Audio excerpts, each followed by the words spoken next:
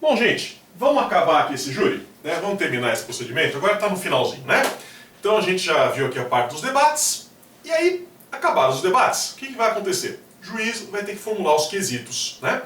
Então nos termos aqui do artigo 483, né? Ele vai ter que formular os quesitos, ou seja, vai ter que falar quais perguntas ele pretende fazer para os jurados, e vai ter que ler esses quesitos todos em plenário, tá? Então esse é o momento, né, que o juiz vai formular os quesitos e vai ler lá em plenário, para que todo mundo veja o que é, e é o momento também para impugnação. Então, se os advogados, né, o promotor, alguém achar que esses quesitos não estão adequados, que não perguntou o que seria mais importante, esse é o momento certo, né, para você ter essa impugnação, tá? Então é isso que vai acontecer. Né? Vejam, né, já comentei com vocês em outras aulas, mas nunca é demais lembrar. Aqui no Brasil, o sistema é totalmente diferente do sistema norte-americano. Então, os jurados, né, eles não conversam entre eles, tá? E não é daquele jeito que a gente vê nos filmes, né? Que daí acabou, eles vão para uma sala, ficam lá os jurados discutindo, e depois eles voltam, né, e dão um veredito. Aqui não. Aqui existe a sala secreta, né? Mas essa sala secreta é um lugar onde o juiz vai, né, o promotor vai, e você vai ter a votação aqui desses quesitos que vão aparecer nesse momento. Tá? Então, primeiro, quais são os quesitos? Quais são as perguntas que o juiz vai fazer para os jurados lá na sala secreta? Então, primeira pergunta, fundamental, né, é o quesito da materialidade. Então, ele vai perguntar se houve ou não crime. É isso, basicamente. Né? Então, se há materialidade delitiva ou não. Tá? E aí isso pode ser desmembrado, eventualmente o juiz pode perguntar alguma coisa referente à conduta do agente, referente ao nexo causal, né, aquela relação de causa e efeito entre a conduta e o resultado. Então tudo isso é o quesito da materialidade. Primeira pergunta que o juiz faz, já na sala secreta. Tá? Então tudo em ordem com os quesitos, vai todo mundo para a sala secreta, eles sentam lá na mesa, o juiz faz essa pergunta, cada jurado já está com duas cédulas na mão, né?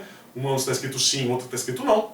Aí eles votam, né? Passa primeiro o oficial lá com o saquinho, com a urna, eles colocam lá o voto, depois coloca o descarte, o juiz abre e conta, tá? É isso.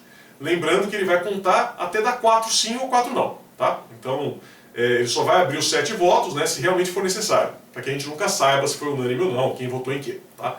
Então, sempre desse jeito. Aí, segunda pergunta, né? Primeiro eu falei que é materialidade. Segunda pergunta, que repete de novo o mesmo procedimento. Autoria ou participação? Porque vejam, né? A primeira pergunta é se houve crime. A segunda pergunta, mas o réu praticou esse crime? Porque às vezes pode ter havido crime, houve um homicídio.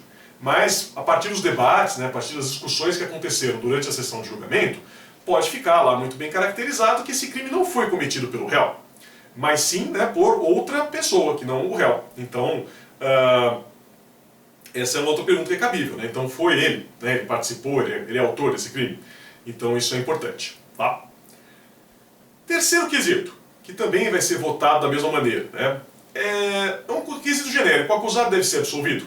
Que aí vai entrar qualquer excludente, tá? Então legítima defesa, estado de necessidade, coação irresistível, né? Então qualquer coisa que tenha sido alegada durante os debates, né, também vai entrar aqui, tá?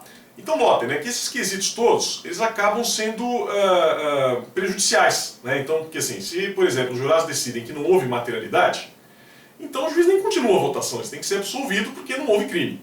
Ou diz que teve crime, mas depois entende que não foi o réu que praticou, também, né, vai ter que ser absolvido, não continua. Depois esse terceiro que eu acabei de falar, né, se o acusado deve ser absolvido, também prejudica, né, porque assim, sim, tem que ser absolvido, teve legítima defesa, por exemplo, então também nem continua. Aí, se a resposta for sim, para todos esses três aí, né, materialidade, autoria, essa última resposta não, né, se ele não for absolvido, aí o que vai acontecer? Você vai ter aqui, né, os próximos quesitos. Então, primeiro, né, ele vai perguntar se é aplicável eventual causa de diminuição de pena, que tenha sido alegada, né, então desde que exista essa alegação de causa de diminuição de pena, no caso concreto, ele pergunta se vai ter. Depois ele pergunta, né, o último quesito, é se vai aplicar a qualificadora, se for o caso, ou alguma causa de aumento de pena. Tá? Então, primeiro um quesito da defesa, né, depois um quesito da acusação. Desde que não haja incompatibilidade, tudo isso aqui vai ser perguntado, tudo isso deve ser perguntado aqui nesse caso. E sempre o mesmo procedimento, tá? Sim, não, cédulas, né, vota, depois tem o descarte e redistribui. Tá? Sempre tentando preservar o sigilo. E, insisto, só vai abrir até o quarto voto no mesmo sentido. 4 sim ou 4 não. Tá? Então, não necessariamente vou abrir todos, só vou abrir todos na realidade quando for 4-3. Fora isso, isso vai acabar não acontecendo. Cuidado, gente. A súmula 156 do STF vai dizer que se o juiz, lá na sala secreta, né, deixar de formular algum quesito obrigatório, isso vai produzir uma nulidade absoluta. Tá? Então, cuidado. Como nós vimos, né, não necessariamente o juiz vai ter que formular todos esses quesitos. Depende um pouco do que acontecer. Então, foi o que eu falei, né, se os jurados negarem a materialidade, o juiz nem continua, ele vai ser absolvido por falta de materialidade, obviamente. Se não tiver nenhuma causa de diminuição de pena alegada, também não vai ser votado isso. Mas, sendo obrigatório, né, ele tem que votar sob pena de você ter aí uma nulidade absoluta, como bem decidiu o STF. Bom, aí o problema, crime conexo. Vocês sabem, né, já conversamos bastante sobre isso, que quando eu tenho aqui o julgamento pelo tribunal do júri, eu posso ter algum crime conexo que vai para o júri junto com o crime doloso contra a vida. Né? Então isso costuma acontecer. Então, às vezes uma ocultação de cadáver pode ser conexa ao crime doloso contra a vida, às vezes um crime de estupro pode ser conexo ao crime doloso contra a vida, e assim por diante. Tá? Então, como é que faz? Então, esse crime conexo sempre vai ser julgado pelos jurados, né, juntamente com o crime doloso contra a vida? A regra é que sim. Tá? Então, se chegou até lá, né, já foi pronunciado, teve os debates, chegou nesse momento aí, então a regra é que os jurados vão votar esse crime conexo também, sim, claro, né, e vão decidir se condena, se absolve, como que vai ser isso. Tá? A única situação em que os jurados não vão decidir isso vai ser se houver aqui alguma desclassificação. Então, se eles desclassificarem, né, então eles entenderem, por exemplo, que não foi homicídio, mas sim lesão corporal seguida de morte, né, ou que foi homicídio culposo, aí o que a gente vai entender? Né, que quando os jurados fazem isso, eles estão entendendo que eles são incompetentes para julgar aquilo. E, portanto, né, aí o juiz presidente que vai assumir o julgamento. Né, os jurados não decidem mais a respeito daquele assunto. Tá? E isso até aconteceu num caso que eu contei, né, na sala de aula, não sei se vocês vão lembrar.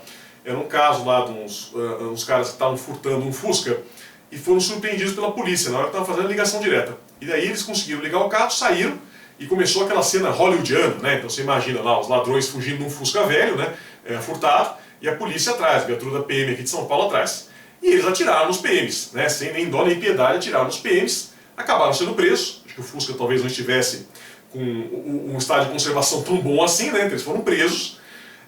E a acusação foi tentativa de homicídio dos policiais, né, e furto. Né, tentativa de furto também, no caso que não consumou, né, não teve a posse tranquila. E os jurados, né, acabaram decidindo que não haveria tentativa de homicídio, que haveria nesse caso um mero crime de resistência, né, crime de resistência, lá no capítulo dos crimes contra a administração pública. Então, quando isso foi decidido, o juiz reassume e julga tudo. Tá? Então, nesse caso, o juiz julgou tanto o crime de resistência quanto o crime de furto. Tá? Então, quando os jurados desclassificam, quando você tem a desclassificação nesse momento aqui, né, na votação lá na sala secreta, então o juiz reassume tudo, eles não votam mais nada. Agora, cuidado, porque qual que é a armadilha, né? Questão muito boa para prova, para concurso. Eu posso ter aquela situação em que os jurados vão lá e absolvem o réu. Tá? Então, eles absolvem, por exemplo, negativa de autoria, por exemplo. Tá? Nesse caso, eles vão julgar o crime conexo também. Tá? Porque, vejam, se eles estão absolvendo o réu, eles estão dizendo que eles são competentes para julgar o crime doloso contra a vida. Então eles vão julgar também o crime conexo, sem problema nenhum. Cuidado com isso. Tá? Então, a única situação que o crime conexo não é julgado pelos jurados, quando você tem a desclassificação do crime doloso contra a vida. Se ele julga o crime doloso contra a vida, seja para absolver ou para condenar, vai julgar também eventual crime conexo. Muito cuidado. Cuidado para vocês não errarem. Certo? Última coisa, que daí a gente termina. Então os jurados terminam de votar, né? Aí normalmente é servido um lanchinho, eles vão lá, tomam um lanchinho, daí já pode conversar, fica aquela coisa mais relaxada, todo mundo à vontade. E nesse meio tempo o juiz vai lá e faz a sentença, né? Então ele vai fazer a sentença, vai redigir a sentença. E depois, quando ele terminar, volta todo mundo lá para a sessão plenária, e aí o juiz vai ler em voz alta essa sentença. Essa sentença aqui, gente, ela é muito mais simples do que uma sentença num processo de rito ordinário, de rito sumário.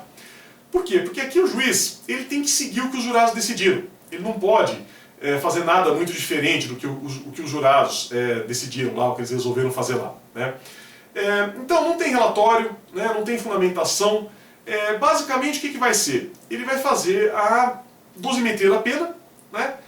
Isso ele tem que fazer e tem que motivar, né, que o jurado não faz dosimetria, né, ele só vai responder esses quesitos aí que eu falei para vocês, com resposta sim ou não, né? Então o juiz vai ter que calcular a pena, falar, fixo a pena base em tantos anos, agravante, atenuante, não sei o quê, motivando isso.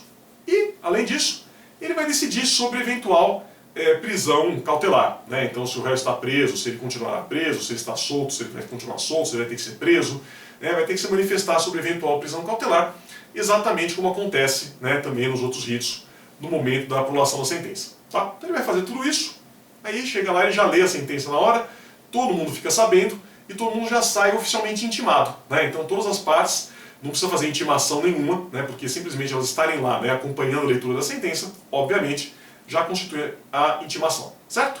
Então é isso, gente. Vencemos o rito aqui do Tribunal do Júri, né? Então começamos a iniciar de aula, terminamos assim mais à distância, mas creio que está aqui tudo muito bem explicado, tá bom? Não percam na sequência os próximos ritos que vamos estudar. Muito obrigado e até lá!